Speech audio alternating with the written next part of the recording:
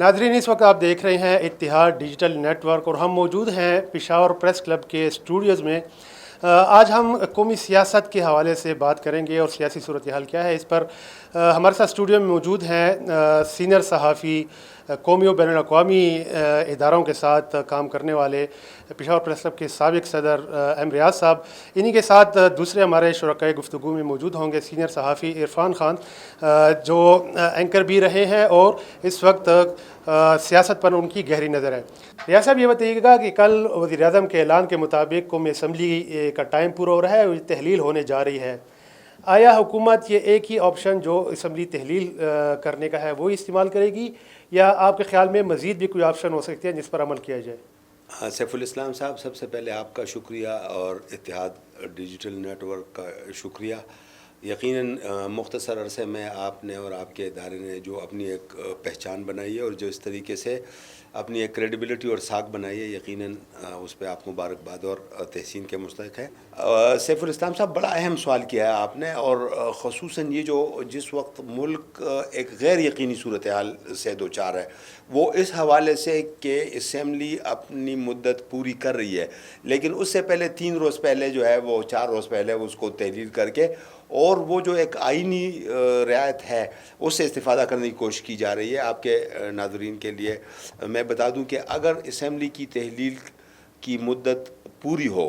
अपनी मियाद पूरी करें असम्बली, तो फिर 60 रोज़ में इलेक्शन होंगे। लेकिन अगर उससे पहले असम्बली तहलील हो क़बल अज़ वक्त, ख्वाह वो 1 रोज़ पहले ही क्यों ना हो, तो फिर 90 रोज़ के अंदर इलेक्शन होंगे। उसके साथ साथ एक और पंडोरा बॉक्स जो खुला है वो मरदमशुमारी का है कि नई मरदमशुमारी पे इलेक्शन होगा। अगर नई मरदमशुमारी पे इलेक्शन होगा तो इसका मतलब ये है कि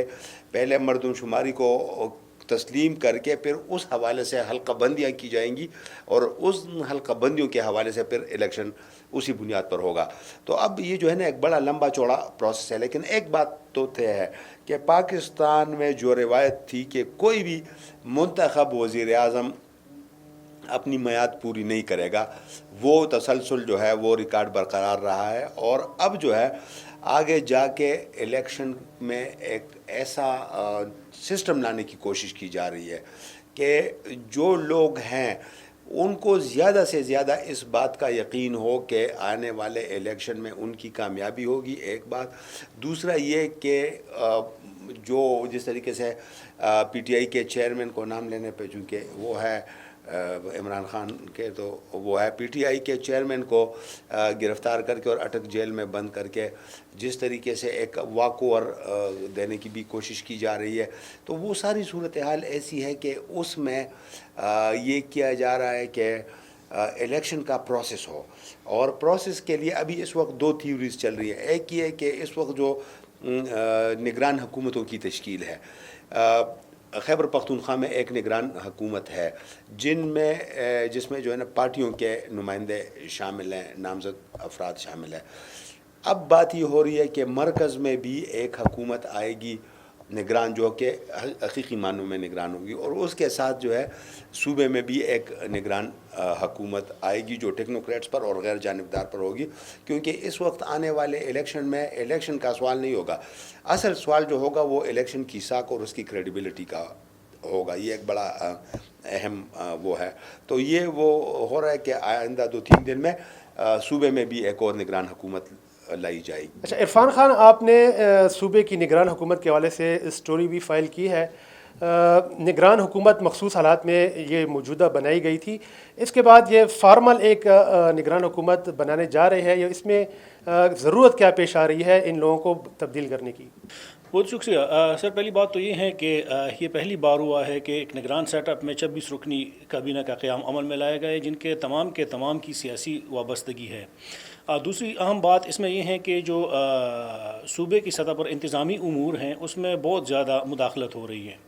और स्टेक होल्डर्स उसमें बहुत ज़्यादा हैं, मुख्तलिफ़ पार्टीज़ के हैं। तो जो मुक़्तदिर हल्क़े हैं, जो इस्टेब्लिशमेंट हैं, और इन जमातों को उस वक्त खुश करने के लिए उन्होंने ये कदम तो ज़रूर उठाया या उनके साथ फिर बैठ के मुशावरत करके इनके लोगों को एडजस्ट किया निगरान सेटअप में। अब वो भी अपने उस फैसले पर پشیمان ہیں یا ان کو بھی احساس ہوا ہے کہ یہ جو کام ہم نے کیا تھا یہ ٹھیک نہیں تھا، اور چونکہ ان تمام لوگوں کی سیاسی وابستگیاں ہیں، اور نگران سیٹ اپ ایک ایسا سیٹ اپ ہوتا ہے جس طرح ریاض صاحب نے کہا کہ وہ تو غیر سیاسی لوگ، غیر جانبدار لوگ اس میں شامل ہوتے ہیں، تو جو مقتدر قوتیں ہیں، حلقے ہیں، وہ بھی اس بات پر ہیں کہ اس کو کم سے کم رکھیں، 5-6 تک ان کی تعداد لائی جائیں، 7-8 تک، اس سے زیادہ نہیں ہوں گے، یا زیادہ سے زیادہ اس میں 6 لوگ شامل ہوں گے، تو وہ ان کی کارکردگی کے حوالے سے بھی خوش نہیں ہیں، کیونکہ جو چیف منسٹر صاحب ہیں وہ کس طریقے سے آئے وہ بھی سب کو پتہ ہے۔ ایک ان پہ جمعیت علماء اسلام کا ایک دبا پڑا ہوا ہے کہ وہاں پر لوگوں کی بہت زیادہ اس میں انفلوئنس ہیں، گورنر صاحب ہیں، اکرم خان درانی صاحب ہیں، مولانا فضل الرحمان صاحب کے بھائی لطف الرحمان صاحب ہیں، ان کے ایک اور بھائی ضیاء الرحمان صاحب کے حوالے سے بھی باتیں آ رہی ہیں، امیر مقام صاحب کے حوالے سے باتیں آ رہی ہیں، کوئی بھی بہت زیادہ اس میں انفلوئنس کر رہا ہے، پیپلز پارٹی والی بھی کر رہے ہیں، ANP کا تو اپنا ایک وہ ہے کہ ان کے تحفظات اب بھی ہیں غلام علی صاحب کے ساتھ، اور اس سے خوش نہیں ہیں، پرائم منسٹر کے پاس جا کے بھی ان کے تحفظات دور نہیں ہوئے، تو یہ ساری صورتحال ہیں، اور اس وقت حالات جو ہیں خیبر پختونخوا کے سیاسی طور پر، مالی طور پر تو پہلے ہی سے خراب تھے، اب سیاسی طور پر اور انتظامی طور پر بہت زیادہ حالات خراب ہیں، تو وہ چاہ رہے ہیں کہ اس سیٹ اپ کو تبدیل کر کے ایک نیا سیٹ اپ لایا جائے، اور الیکشن جب بھی ہوں ممکنہ طور پر جو بتایا جا رہا ہے اکتوبر یا نومبر میں، تو اس کے امکان بہت کم نظر آ رہا ہے، وہی بات آ رہی ہے کہ مارچ اپریل تک بات جائے گی، تو اب دیکھتے ہیں کہ کب الیکشن ہوتا ہے، یہ تو کل صورتحال واضح ہو جائے گی کہ فیڈرل میں حکومت ختم ہوتے ہی پھر خیبر پختونخوا کی نگران حکومت جو ہیں اس کو بھی ختم کیا جائے گا۔ ریاض صاحب، آپ کی جو دور اندیش نظر ہے اس کے حساب سے میں آپ سے سوال کرنا چاہوں گا کہ آیا جو یہاں پہ بطور خاص خیبر پختونخوا میں جو مالی حالات جا رہے ہیں اور سیکیورٹی کی مخدوش صورتحال ہے، تو یہ جس طرح کہہ رہے ہیں کہ الیکشن ہوں گے، تو آپ ہوتے ہوئے دیکھ رہے ہیں ان انتخابات کو بر وقت؟ جہاں تک مالی صورتحال کا تعلق ہے، یہ جب ٹرائبل ایجنسیز کو ضم کیا جا رہا تھا خیبر پختونخوا میں، اس وقت یہ وعدہ ہوا تھا کہ 110 ارب روپے سالانہ ان کو دیے جائیں گے، وہ کوئی 1000 ارب سے زیادہ کا ایک وعدہ تھا کہ 10 سال میں جو ہے یہ دیے جائیں گے، وہ وعدہ تو ہوا پورا نہیں۔ اس کے ساتھ ایک اور وہ تھا کہ NFC میں ان اضلاع کے لیے جو ہے وہ 3% جو ہے وہ ایک علیحدہ رقم دی جائے گی، وہ بھی ہوا نہیں، بلکہ الٹا یہ ہے کہ جو موجودہ جو ایلوکیشنز تھی وہ بھی پوری خرچ نہیں ہو پا رہی ہے، یا ان کو بھی خرچ نہیں کیا جا رہا ہے۔ ایک تو یہ ہے صوبے کی مالی مشکلات، یہ ہے کہ عموماً عام طور پر تنخواہیں بھی تاخیر کا شکار ہوتی ہیں ملازمین کی۔ جہاں تک سیکیورٹی کی صورتحال ہے، سیکیورٹی کی صورتحال یہ ہے، باجوڑ کا پچھلے دنوں سانحہ ہوا، اس کے بعد جو ہے کل نارتھ وزیرستان میں ہوا، آئے روز آپ نے جیسے فرمایا کہ واقعات ہوتے ہیں، لیکن محض سیکیورٹی کی صورتحال پہ الیکشن کو ملتوی نہیں کیا جا سکتا۔ اس کی مثال ہمارے سامنے ہے کہ 2013 کا الیکشن ہو رہا تھا،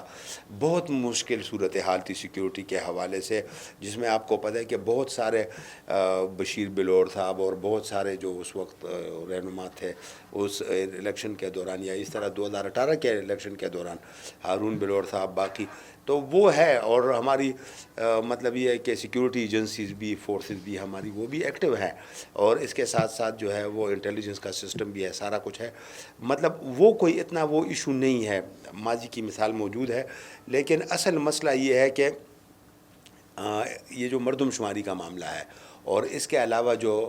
آنے والے یہ جو ہے جس طریقے سے آئینی اور دیگر اصلاحات وغیرہ کی بات ہو رہی ہے، شاید اس کے نتیجے میں تھوڑی بہت تاخیر ہو جائے۔ عرفان خان، جس طرح ہم نے مدھرہ کی تحصیل الیکشن میں دیکھا کہ لوگوں کا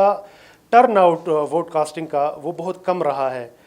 تو یہ سسٹم سے ان کی عدم دلچسپی ہے،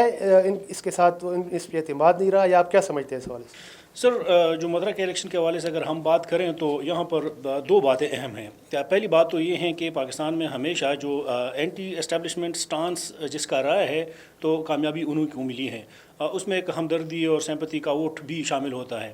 آپ دیکھ لیں کہ جب عمران خان صاحب اقتدار میں تھے، اور اس وقت پھر جتنے بھی بائی الیکشنز ہوئے ہیں عمران خان صاحب کے دور میں 2018 سے 2021 کے دوران، تو اس میں سے 80% جو نشستیں تھیں، خواہ قومی اسمبلی کی تھیں یا پھر صوبائی اسمبلی اسمبلی ان کی تھی خیبر پختونخوا میں یا پنجاب میں، تو وہ پھر مسلم لیگ نون نے جیتی ہیں۔ ان کا ایک پلس پوائنٹ یہ تھا کیونکہ اس ٹائم یہ جو آج کل عمران خان صاحب کے ساتھ ہو رہا ہے، یہ اس وقت مسلم لیگ نون کی قیادت کے ساتھ ہو رہا تھا، اور انہوں نے جو اینٹی اسٹیبلشمنٹ بیانیہ اپنایا تھا ووٹ کو عزت دو والا، تو اس کو عوام میں بہت زیادہ پذیرائی ملی تھی، اور پہلی بار نوشہرہ جیسے ضلع میں مسلم لیگ نون ایک سیٹ جیت گئی، جو وہاں پر پرویز خٹک صاحب وزیر دفاع بھی تھے۔ تو ایک اینٹی اسٹیبلشمنٹ کا بہت بڑا فیکٹر ہے اس میں۔ تو مطرح کا جو الیکشن ہوا ہے اس میں بھی جو عمران خان صاحب کا بیانیہ ہے وہ اینٹی اسٹیبلشمنٹ ہے، اور چونکہ لوگوں کی ہمدردی پر ان کے ساتھ اور بھی بڑھ گئی، تو ایک یہ دوسری اہم وجہ یہ جو موجودہ حالات ہیں مہنگائی کے حوالے سے، جو آپ نے جس طرح اشارہ کیا، اس سے لوگ بہت زیادہ پریشان ہیں۔ لوگ تو یہ توقع کر رہے تھے کہ شہباز شریف صاحب آئیں گے تو ان کے پاس پتہ نہیں کیا کوئی ایک الدین کا چراغ ہوگا یا اس طریقے سے کہ وہ معاملات اور حالات کو سنبھال لیں گے۔ IMF سے قرضہ بھی ملا ہے، پہلی قسط، دیگر ممالک سے بھی قرضے مل رہے ہیں، مگر اس کے باوجود حالات جو ہیں وہ بد سے بدتر ہو رہے ہیں۔ جو عام روزمرہ کی ہماری اشیاء ہیں اس کی استعمال کی، تو آپ اس میں دیکھ لیں اس میں بہت زیادہ اضافہ ہو رہا ہے، خاص کر یہ جو بجلی یونٹ میں جس طرح اضافہ ہو رہا ہے، اور پھر جو اس وقت اپوزیشن جماعت ہیں تحریک انصاف، وہ کس طریقے سے اس کو اس سوشل میڈیا پلیٹ فارم کے ذریعے اس کو استعمال کر رہی ہیں،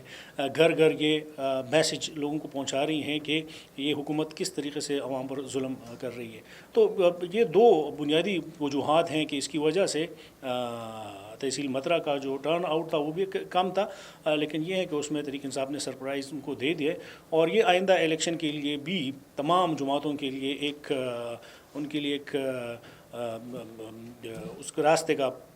بتا دیا ہے کہ کون کہاں پر کھڑا ہے۔ جی ناظرین، آپ دیکھ رہے تھے اتحاد ڈیجیٹل نیٹ ورک۔ آج کے شو میں ہمارے معزز مہمانان گرامی سینئر صحافیوں ایم ریاض اور عرفان خان نے شرکت کی۔ ایسے ہی اور ٹاک شو کے ساتھ نئے موضوع کے حوالے سے ہم آپ کی خدمت میں حاضر ہوں گے۔ تب تک کے لیے مجھے اجازت دیجیے، اللہ حافظ۔